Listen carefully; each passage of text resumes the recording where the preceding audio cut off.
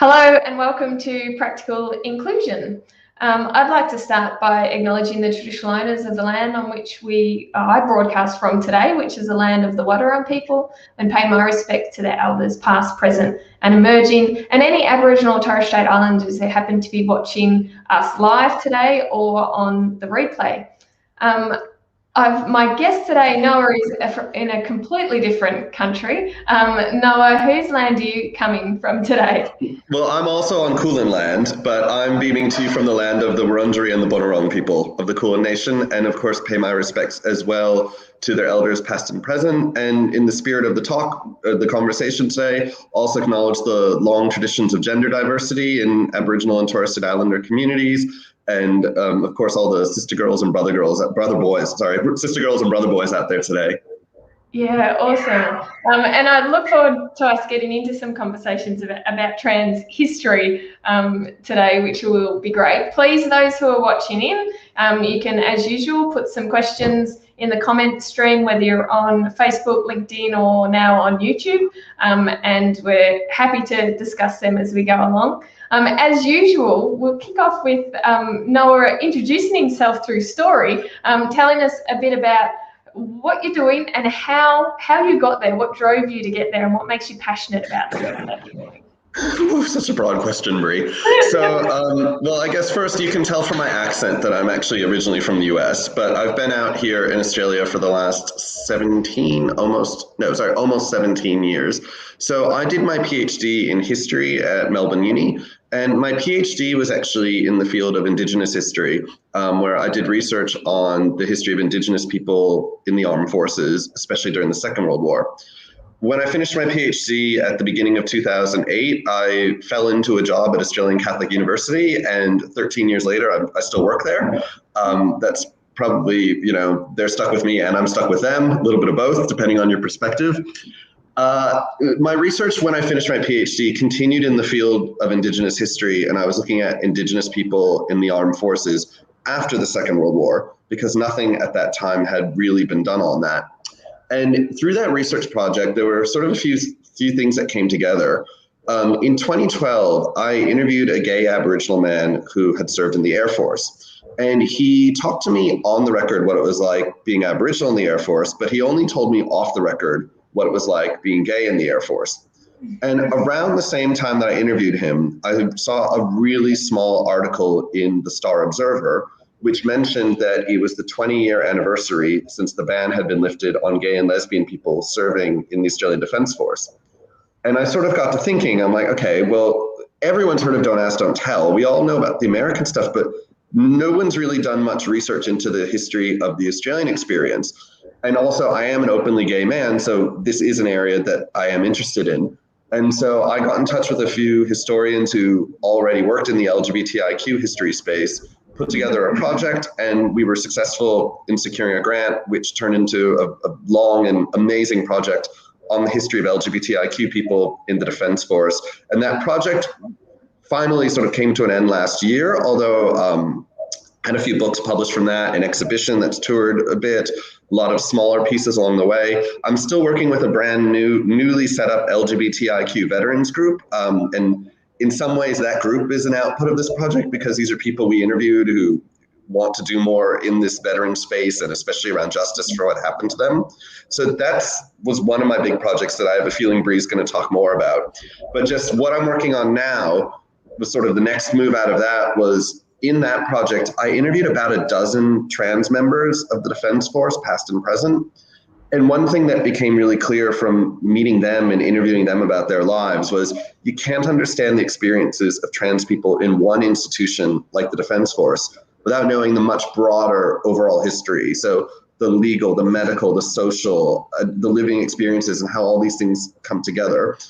And we haven't really had a comprehensive trans history of Australia. So I developed a new project that came out of that, which has been ongoing for the last 4 or so years on Australian trans history. And being a cisgender male, I do know that there are all sorts of considerations I need to take doing that as an outsider. I do have an advisory group that I report to every 6 months, which has trans representatives from every state and territory. I do work very closely with quite a few trans organizations, and very much throughout my research practice, including this project, try to center trans voices every step of the way to be affirming. So that was a much longer answer probably than you wanted, Bree, but it covers how I've gone on this sort of journey myself across my research projects into different spaces. Yeah, no, it's not a long answer at all. It's fascinating. Now, we're having a little bit of trouble with the LinkedIn stream, so I've removed us and added us again. So if you're joining us now, you'll be able to catch up on the start of that if you didn't get on beforehand on the replay. There's so much there that just it excites me, but also, of course, at the same time, it's so, I guess it's a little bit disappointing to hear that there's a need to be doing this work, right? But that's the space that we play in. So I suppose, but I'd put the positive spin on that everyone who I've pitched these projects to has been incredibly supportive and been like, yes, please. I mean, one of the drivers for the Trans History Project was after I came up with the idea, I was having dinner with some trans friends and asked them, and they're like, yes, please, absolutely. And I've been absolutely amazed at the support from the trans community, people I've interviewed in various organizations. For the Defense Project, the support from LGBTIQ defense members, past and present, who've said, we want this recorded, we want to learn this history. So on the one hand, you're right, hasn't been done before, but on the other hand, people are really interested. It's not been projected, or aside from the Daily Telegraph article, we can come to that later, it's generally been positively received. That's fantastic. That's actually really good to know. So let's talk about a few of those things today, but let's talk about the reason I reached out to you initially was that many of the viewers will have seen the news articles and the headlines about the Australian Defence Force no longer, and to me the details seemed a little bit blurry, but no longer essentially holding morning teas that were in support of inclusion, and particularly around LGBTIQA plus inclusion. Can you, for the people who are listening in and haven't really caught up with this, can you kind of paint the picture for us? Sure, and you know what, I'm disappointed both in the minister's decision, which I'll come to in a moment, but I'm also actually in many ways disappointed with the media, because I think there's actually a bigger story that is not being told here, in part because the media is responsible for it. So look, broad overview, I can say, I'm not going to pretend the Defence Force is a perfect inclusion environment. I don't think any environment is, but to give credit, they have come a long way. I mean, I've been researching their history for about 5 or 6 years now. I mean, there are patches of problems in it, and it's more welcoming for LGBT people than for trans people. But in general, they have come a long way, and they really do, especially at the top, the leadership at the top of the Defence Force has very much for the last 10 or so years been on the inclusion agenda. And some of the ways they've done that has been through letting people march in uniform in Mardi Gras. They allow on the ground organize events around Wear It Purple Day, Ida Hobbit, Trans Day of Visibility, other days of significance. And usually these events are organized on the ground, usually by LGBTIQ members or by people who work in the diversity, well, it used to be called the Diversity Directorate. I think it's now called the People's Directorate or something. I mean, they're always changing these things. But the people who work in the diversity and inclusion space within defense. And what happened this year was there were a few morning teas organized on a few bases. Again, just sort of local, your normal Ida Hobbit morning tea. Nobody's required to come to this. If you don't want to come, you don't have to come. It's a half hour out of your life that's optional, just like people take a half hour, an hour of their lives all the time. But also the People Directorate, or whatever they're called now, sent a sort of an email around that talked about ways you might consider inclusion, said things like maybe use the word partner instead of asking if someone has a husband or a wife and making assumptions. Talked about inclusive language, don't assume pronouns, maybe use they first until you know otherwise. So stuff that people familiar in the diversity and inclusion space would be aware of. Well, there is a particular ex-serviceman who, I don't like to say his name, who was kicked out of the Defense Force a few years ago because of his bigoted views towards LGBTIQ people, as well as Muslims and some other views he expressed against women. There's a whole longer story there, but it went as high as the federal court, and the federal court sided with defense, said they had every right to sack this guy. He is a very strong right-wing culture warrior. He has been vocal in the media, and he clearly has a direct line to the Murdoch press. And so the Daily Telegraph ran a beat-up article talking about defense running these events, distracting. I don't know if they use the word social engineering this time. I'd have to reread the article, but they've often run these articles where they talk about social engineering in defense. They quote from this guy. They lift directly from his playbook. So they ran this article in the Daily Telegraph. Not the first time they've done such things, but there's a different minister now, Peter Dutton, and one of the right-wing radio shock jocks in Sydney made a comment about this, and Dutton said, yep, I'm going to deal with this. And by the end of the day, you had a DEFgram, which is a memo going out within defense saying that they were not going to be allowing these sorts of events anymore. So to me, on one hand, the story the media picked up was these morning teas, afternoon teas, these inclusion events are going to be dropped. To me, there's a bigger story. The right-wing media drove this. The right-wing media drove a beat-up article that was misleading and made it sound like this is some, crazy everyone in defense must do it, everyone must speak this way.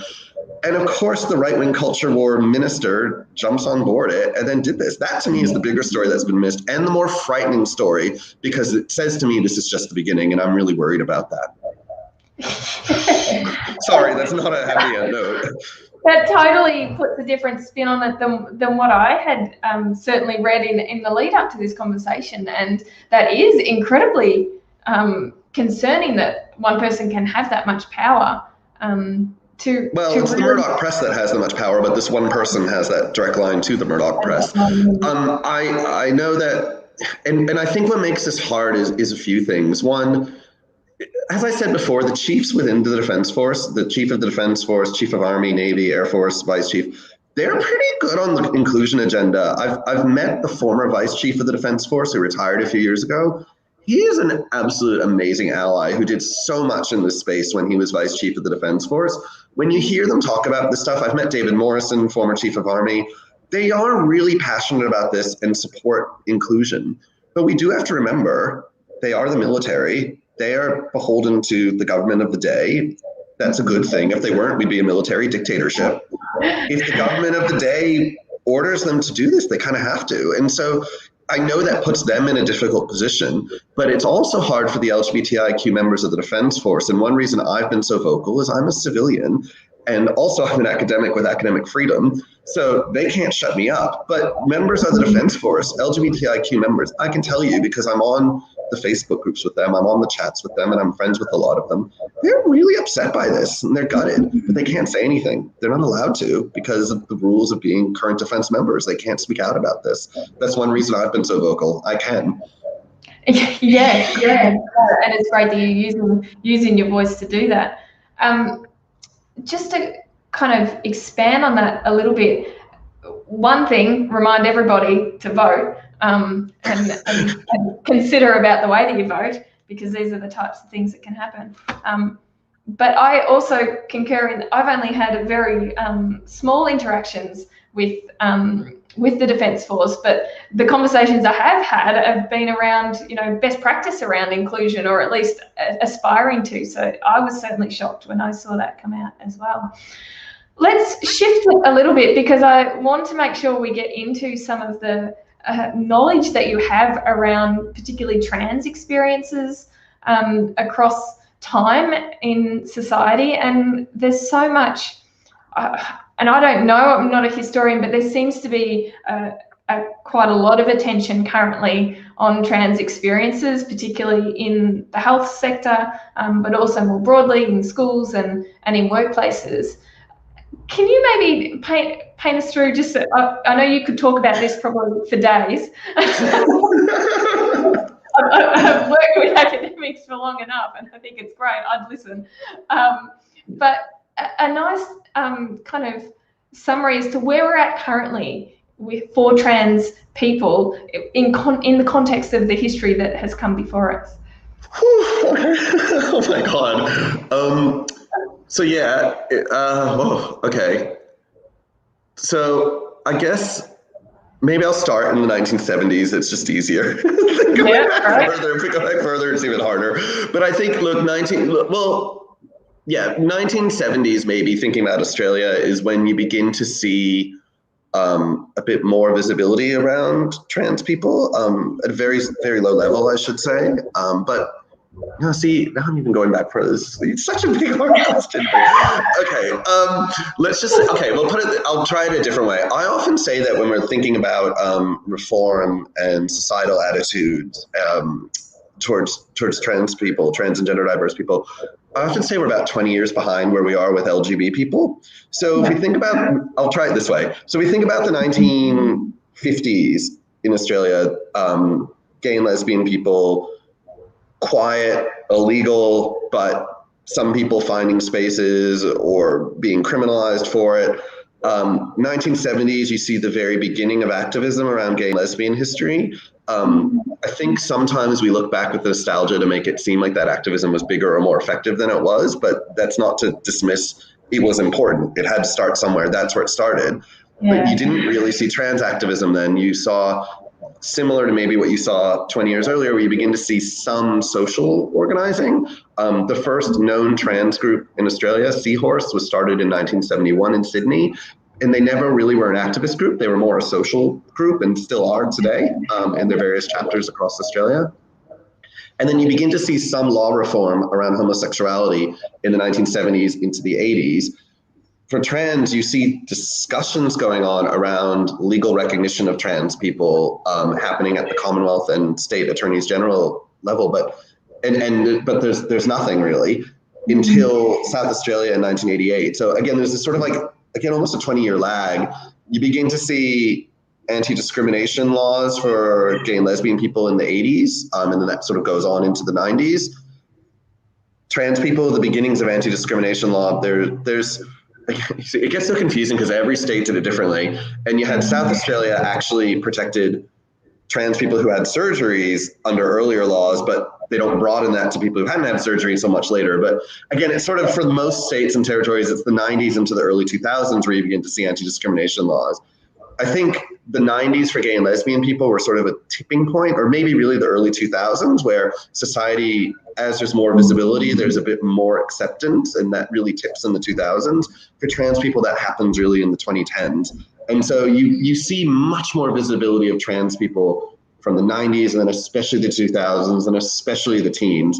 And of course, with visibility comes backlash, and I think that's where some of the horrible wars being fought today, especially in New South Wales with the anti-trans agenda that Latham is pushing, or the fights that are constantly sport. Oh my God, let me tell you, sport has been a bloody lightning rod that the right wing has used for decades to try and demonize trans people. I've just written an article about the history of trans people, trans women, I should say, in sport in Australia. The same arguments that are being had now were being had as early as the 1970s. And in 1996, there was a push for a sexuality discrimination bill at the Commonwealth level. There was this huge Commonwealth inquiry into sexuality discrimination. Don't let the title be misleading, though. In the terms of reference, it did include transgender as well. And it was this amazing 300-page report, looked at all aspects of discrimination against LGBT people, and it recommended passage of this bill and all these other sorts of reforms. 2 pages on sport, 2 pages. That's what the right-wing press and the right-wing politicians pulled out to oppose this entire bill, the issue of trans women in sport. They used that to demonize the whole report. That report, by the way, I have said that it's a really good report. Like, seriously, it could be dusted off, used, and handed down now. It's still relevant. But I've digressed a bit there. But my point is, a lot of what we're seeing now, I think on the one hand, we've passed a tipping point where there is more acceptance, which is a great thing. And a lot of that's due to visibility and anti-discrimination laws and more affirming models of healthcare, more affirming laws. But with visibility and with acceptance comes massive backlash. And we're seeing that really vocally, loudly as well, which is horrible for the people who have to live with that. But I also come back to the adage that one of the people I interviewed for the Defense Project, who was off the record, said to me, the louder they shout, the more we know we're winning. And that's not to make it any less painful when they shout, but I like to remember that. The louder they shout, the more we know we're winning. Yeah, absolutely. And I love that quote too. And I love talking about trans and gender diverse participation in sport, because it's certainly very, very personal for me. And just recently, in the last week, I have joined a new cricket club and have walked in there for the first time using my they them pronouns, as opposed to walking in as another woman player in the team. And it's a fascinating space because I work in this space, and so I can have more, more guts and to walk into a club and say, this is how I want it. It also happens that in the competition that I play in, teams want me to play for them because I have a level of skill that they're seeking. And so for me, there's a lot of privilege being able to walk in and be that trailblazer and do those things. But as I keep talking to my colleagues on committees and on cricket boards, that this is not everybody's experience. And most people who have a gender identity that is not cis would just not even attempt to walk into a club, let alone walk in there out and proud as a gender diverse person, and that's the unfortunate bit, because we're not inclusive at all. Having said that, when I registered, the options were definitely there for me to select my gender, which is a promising step. When it comes to trans inclusion in sport, one of the things that has interested me in recent times is there was a lot of hoo-ha last year over a whole bunch of codes in Australia releasing their trans and gender diverse policies, and that was seen as inclusive and wonderful and amazing. And for some sports, to be honest, they were anything but. And for others, they've been brought in and yet not being promulgated really in any way, or potentially maybe at the elite level, but certainly across community and grassroots sport, it's as if it never even happened. Do you think, with looking at that changes that occur over history, do we think that it'll just take time and we'll see, we'll win the battle, I guess? Well, one thing that I've noticed, because I've interviewed a few trans sports people going back to as early as the early 90s who were playing sport. And I think one thing that's really interesting is there was actually, even in the 90s, more acceptance than I think people realized. And look, there are a lot of reasons for this. I think some of it came down to gender expression, and people who were more easily read in their affirmed gender weren't questioned. And so I know I'm not trying to paint this as an easy black and white picture. It's not. Like, everything's uneven. That's what historians, that's what my partner says, we ruin history by making everything all messy when people want it black and white. But that said, I mean, I've interviewed trans people who were playing sport in the 90s, in the 2000s, and were being accepted. And one thing that's really interesting is that often it was, you're on a team, or even someone played golf, the opposition know you, they know who you are, and they're like, yeah, that's just Bree, that's just that person. They didn't really care. It was often, usually, not always, but often it was the abstracts, the commentators, the pundits, the politicians, the culture warriors, the ones who were not actually on the ground, who were the ones who were really fighting these battles. And they were quite nasty, some of the things they said. They still are. But it's very interesting when one thing that came out of interviewing these people and looking at the media is the people on the ground were a lot more accepting, I think, than people would give credit for.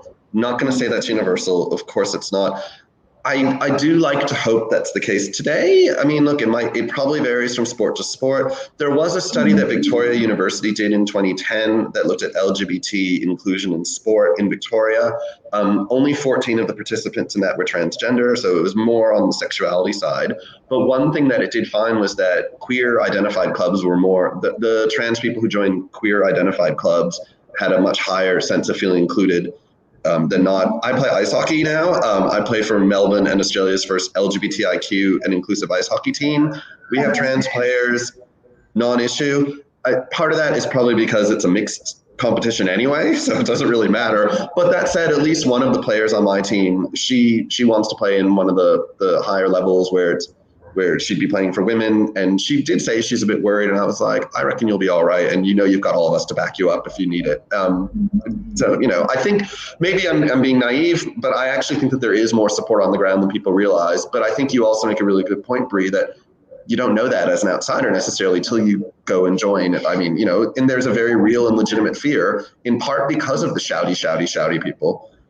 Exactly. It is the shouting people, and that's we might put that as a tagline for this conversation, because I guess we're getting near the end, and we've gone across a bunch of topics, but the thing that's really standing out for me is that the power of, as we call them, the vocal minority of people who really speak out so loudly and so hatefully and spitefully against trans people, against LGBTI people. It's that vocal minority that really can cause such shifts in policy, in decisions that are made in the Defence Force and other organisations as well. And I want to ask this question, but I know that you don't have the answer, and not necessarily maybe anybody does. But as it is a practical inclusion show, and we like to kind of pull out what practical things people can do to show support or to be true allies.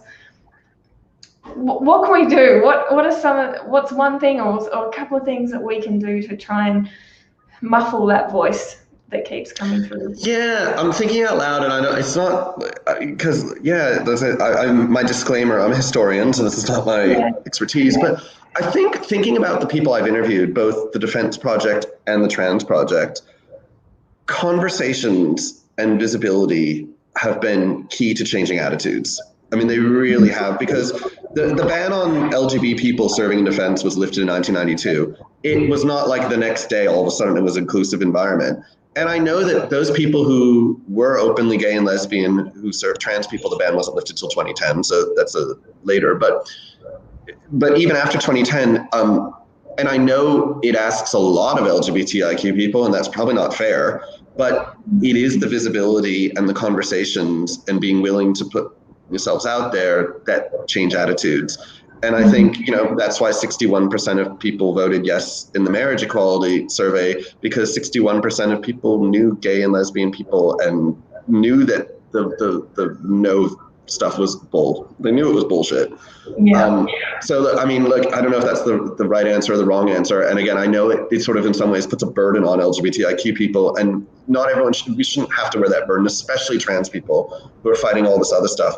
But that's the way to change attitudes on the ground, is conversations, visibility, stuff like that. And so I guess from a workplace standpoint, anything that can facilitate that, but at the same time, not forcing LGBTIQ people to do that, because if people don't want to do that, and there are plenty who don't, they shouldn't have to. But I guess offering the space for those who do want to put themselves out there for those conversations, to be able to have those conversations. I totally agree with that. It's definitely at the core of the training that I run is stories and conversation and visibility, and for those of us who do have the privilege and the want and the passion to speak out and be visible, and what we need is more people to support us and give us that space and conduct allyship in that way, giving us a chance to share the stories. Thank you. That's just wonderful. I've really enjoyed this conversation, and I'm sure people, if you're not following Noah on Twitter, do it, because you'll see him rant about all sorts of things like he did today. Look, and if anyone has any questions out there, please feel free to email me on noah.reisman, so my first name my last name, at acu.edu.au, because Bree, thanks for having me. I appreciate it. It's brilliant. Thank you so much for coming on. Just before I end today's show, Thursday, for those of you who are following me, you're getting inundated currently with news about my diversity and inclusion network. The first session kicks off on Thursday. I've been amazed by the people who have signed up already. We've got which is wonderful, and what I would need is such a diverse array of people who have signed up to that network. We're going to have conversations similar to this, just informal conversations with each other about topics that are really challenging us currently in the diversity and inclusion space. So if you want to jump on, there's time to get in before Thursday. You can head to my website, breegorman.com.au, and head to the store there, and you can sign up, and you'll be on and joining us Thursday lunchtime. I'd love to have you. Thanks again, Noah, and I will see everybody next week with another guest, and enjoy your week.